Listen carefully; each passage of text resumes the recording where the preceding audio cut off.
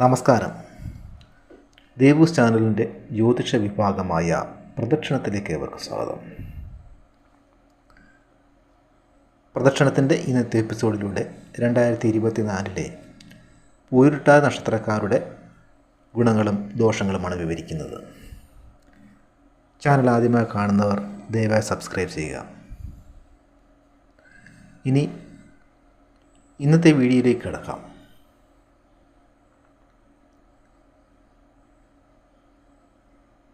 കുംഭം, മീനം രാശികളിലായി കാണപ്പെടുന്ന മനുഷ്യഗണത്തിൽപ്പെട്ട പൂരുരുട്ടാതി നാളുകാർ എല്ലാ കാര്യങ്ങളിലും ശുഭപ്രതീക്ഷ വെച്ചു പുലർത്തുന്നവരും പാരമ്പര്യ രീതികളും നിയമങ്ങളും പാലിക്കാൻ ഇഷ്ടപ്പെടുന്നവരും ബുദ്ധിമാന്മാരും സമൂഹത്തിൽ മാന്യതയും ഔന്നത്യവുമുള്ളവരും മറ്റുള്ളവർക്ക് ഉപകാരം ചെയ്യാൻ ഇഷ്ടപ്പെടുന്നവരും ആഡംബരപ്രിയരും കഠിനാധ്വാനികളുമാണ്. ഏർപ്പെടുന്ന തൊഴിൽ അങ്ങേയറ്റം കാര്യക്ഷമമായി പൂർത്തിയാക്കുന്നവരും നിഷ്പക്ഷമായ തീരുമാനങ്ങൾ എടുക്കുന്നവരും നല്ല കുടുംബസ്നേഹികളും സ്വന്തം അഭിപ്രായങ്ങൾക്ക് കൂടുതൽ വില കൽപ്പിക്കുന്നവരും ആകർഷകമായ വ്യക്തിത്വമുള്ളവരും സന്താന ഗുണമുള്ളവരുമായിരിക്കും ഈ നാളുകാർ. ഏകദേശം 40 വയസ്സിന് ശേഷമായിരിക്കും പൂരുരുട്ടാതി നാളുകാരുടെ ജീവിതത്തിൽ ഉയർച്ച ഉണ്ടാകുന്നത്. ഈ നക്ഷത്രത്തിൽപ്പെടുന്ന സ്ത്രീകൾ നല്ല കുടുംബിനികളും ഭർത്താവിനെ ബഹുമാനിക്കുന്നവരും സൽസന്താനങ്ങളുമുള്ളവരുമായിരിക്കും. ഇനി 2024 പൂരുരുട്ടാതി നക്ഷത്രത്തിൻ്റെ ഗുണദോഷങ്ങൾ വിശകലനം ചെയ്യാം.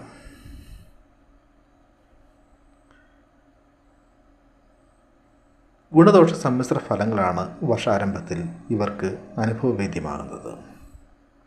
എങ്കിലും കുംഭം രാശിയിൽപ്പെടുന്ന നാളുകാർക്ക് ഗുണഫലങ്ങൾ ഏറിയിരിക്കുന്നതായി കാണാം. കർമ്മമേഖലയിൽ പുരോഗതി ദൃശ്യമാകുന്നതാണ്. പുതിയ പുതിയ കർമ്മ പദ്ധതികൾ ആവിഷ്കരിക്കുവാനും നടപ്പിലാക്കുവാനും സാധിക്കും. കൂടുതൽ ആത്മവിശ്വാസത്തോടെ പ്രതിസന്ധികളെ തരണം ചെയ്ത് മുന്നോട്ട് പോകാൻ സാധിക്കും. കുടുംബസൗഖ്യമുണ്ടാവുകയും തൊഴിൽപരമായ ബുദ്ധിമുട്ടുകൾ നീങ്ങുന്നതുമാണ്. സഹോദര ഗുണം വർദ്ധിക്കും. കുംഭക്കൂറുകാരായ പൂരുരുട്ടാതി നാളുകാർക്ക് ജന്മരാശിയിലും മീനക്കൂറുകാർക്ക് 12ാം ഭാവത്തിലും നിൽക്കുന്ന ശനിയെക്കൊണ്ടുള്ള ദോഷങ്ങൾ ഈ 2 രാശിക്കാരെയും ഒരുപോലെ ബാധിക്കുന്നതിനാൽ ശനി ദോഷങ്ങൾ നിലനിൽക്കും. മാനസികമായ വിഷമങ്ങൾ ഉണ്ടാക്കുന്ന സന്ദർഭങ്ങൾ വർദ്ധിച്ചു വരും. തൻ്റേതല്ലാത്ത കാരണങ്ങളാൽ പഴി കേൾക്കേണ്ടതായ സന്ദർഭങ്ങളുണ്ടാകും. പ്രണയവിവാഹങ്ങൾ സാധ്യമാവുകയും മാനസിക പിരിമുറുക്കങ്ങൾ വർദ്ധിച്ചു വരുന്നതുമാണ്. വസ്തു, വാഹനം എന്നിവയുടെ കൈമാറ്റത്തിലും വിൽപ്പനയിലും കാലതാമസം നേരിടേണ്ടി വരും. ഏറ്റെടുക്കുന്ന പല കാര്യങ്ങളിലും പൂർത്തീകരിക്കുവാനും ഈ വർഷം സാധിക്കുന്നതാണ്. കൂട്ടുകച്ചവടത്തിലും മറ്റും നഷ്ടങ്ങൾ വന്നു ചേരും. വർഷമധ്യത്തോടെ ദീർഘകാലമായി ശ്രമിച്ചുകൊണ്ടിരുന്ന വിദേശയാത്ര സഫലമാകും. സന്താനങ്ങളുടെ വിവാഹ കാര്യങ്ങളിൽ അനുകൂലമായ തീരുമാനമുണ്ടാകും. സന്താനങ്ങളുടെ പുരോഗതിയിൽ ആശ്വാസമുണ്ടാകുന്ന സന്ദർഭമുണ്ടാകും. മാതാവിന് രോഗങ്ങൾ വന്നു ചേർന്നേക്കാം. ചെറുകിട കച്ചവടക്കാർക്ക് വരുമാന വർധനമുണ്ടാകും. അനുചിതമായ സംഭാഷണത്തിലൂടെ സുഹൃത്ത് ബന്ധങ്ങളിൽ വിള്ളലുണ്ടാകുന്ന സാഹചര്യം വന്നു ചേരും. ഉറ്റ സുഹൃത്തുക്കൾ തമ്മിൽ അകന്നേക്കാം. ദമ്പതികൾ തമ്മിൽ വിട്ടുവീഴ്ച മനോഭാവത്തോടു പോകാത്ത പക്ഷം ദാമ്പത്യ ജീവിതത്തിൽ ഉലച്ചിലുകളും പ്രശ്നങ്ങളും ഉടലെടുത്തേക്കാം. നേത്രരോഗങ്ങളും ഉദരസംബന്ധിയായ രോഗങ്ങളും അലട്ടും.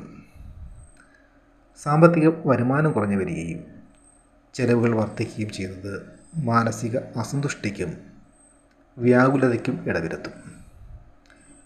അതുകൊണ്ട് തന്നെ സാമ്പത്തിക കാര്യങ്ങളിൽ തികഞ്ഞ അച്ചടക്കം പുലർത്തി മുന്നോട്ട് പോകേണ്ടത് ആവശ്യമാണ്. ഈ വർഷം ഉറ്റ ബന്ധുക്കളുടെയോ ഗുരുസ്ഥാനത്തുള്ളവരുടെയോ വിയോഗം നേരിടേണ്ടി വന്നേക്കാം. വർഷമധ്യത്തിന് ശേഷം കർമ്മരംഗം അഭിവൃദ്ധി പ്രാപിക്കുകയും തൊഴിൽപരമായ ബുദ്ധിമുട്ടുകളും തടസ്സങ്ങളും നീങ്ങിക്കിട്ടുന്നതുമാണ്. പുതിയ തൊഴിൽ മേഖലയിൽ പ്രവേശിക്കുന്നതിന് ഈ വർഷം സാധിക്കും. വാഹനങ്ങളിൽ നിന്നോ മറ്റോ വീഴ്ചകളോ ശരീരക്ഷതമോ ഏൽക്കുവാൻ സാധ്യതയുണ്ട്. ദീർഘദൂര യാത്രകൾ ആവശ്യമായി വരും. സ്വന്തം ഗൃഹം വിട്ട് താമസിക്കേണ്ടതായ സാഹചര്യമുണ്ടാകും.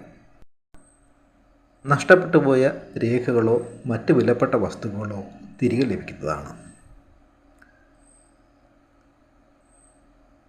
സമൂഹത്തിൽ ആദരവ് നേടിയെടുക്കത്തക്ക വിധത്തിൽ പ്രവർത്തിക്കുന്നതിനും പെരുമാറുന്നതിനും സാധിക്കുന്നതാണ്. വിദ്യാർത്ഥികൾക്കും ഉദ്യോഗാർത്ഥികൾക്കും മത്സര പരീക്ഷകളിലും മറ്റും വിജയം നേടുവാൻ സാധിക്കും. വർഷാവസാനത്തോടെ വരുമാനത്തിൽ വർധനവുണ്ടാകും. സൽപ്പേരിന് കളങ്കം വരുന്ന പല അനിഷ്ട സംഭവങ്ങളും സാഹചര്യങ്ങളും ഉണ്ടായേക്കാം. കുടുംബത്തിലെ അംഗങ്ങൾക്ക് രോഗങ്ങൾ വന്നു ചേർന്നേക്കാം. ശുക്രൻ, ബുധൻ, ചന്ദ്രൻ എന്നീ ഗ്രഹങ്ങളുടെ ദശാകാലങ്ങളിൽ പൂരുട്ടാതി നക്ഷത്രക്കാർ ദോഷപരിഹാരമായി കർമ്മങ്ങളും വഴിപാടുകളും പൂജകളും നടത്തുക. കൂടാതെ നക്ഷത്രാധിപനായ വ്യാഴത്തെ പ്രീതിപ്പെടുത്തുന്നതും ഉത്തമമായി പറയുന്നു. ഇതുകൂടാതെ രാശ്യാധിപനായ ശനിയെ പ്രീതിപ്പെടുത്തുകയും വ്യാഴാഴ്ചയും നക്ഷത്ര ദിവസവും ചേർന്ന് വരുന്ന ദിവസങ്ങളിൽ വിഷ്ണു ക്ഷേത്രത്തിൽ തൊഴുത് പ്രാർത്ഥിക്കുകയും ചെയ്യുക. അനുകൂല ഭാവത്തിൽ നിൽക്കുന്ന വ്യാഴത്തിൻ്റെ ദശാകാലത്ത് ഈ നാളുകാർക്ക് പലവിധത്തിലുമുള്ള ഗുണാനുഭവങ്ങൾ ഏറിയിരിക്കുന്നതാണ്.